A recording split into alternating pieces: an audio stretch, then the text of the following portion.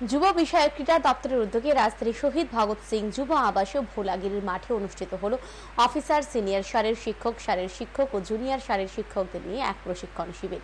এদিন প্রশিক্ষণ শিবিরের উদ্বোধনী অনুষ্ঠানে উপস্থিত ছিলেন যুব বিষয়ক ক্রীড়া দপ্তরের সচিব পি.কে. চক্রবর্তী, দপ্তরের অধিকর্তা সত্যব্রত নাথ, পদ্মশ্রী দীপা কর্মকার সহ অন্যান্য আধিকারিকরা। প্রশিক্ষণ শিবিরে সমগ্র রাজ্য থেকে সারের শিক্ষক শিক্ষিকারা অংশগ্রহণ করে। শিবিরের উদ্বোধনী অনুষ্ঠানে বক্তব্য রাখতে গিয়ে দপ্তরের সচিব পি.কে. চক্রবর্তী বলেন, দীর্ঘ সময়কালীন পরিকল্পনা নেওয়া না হলে ক্রীড়া ক্ষেত্রে সফলতা আনা সম্ভব নয়।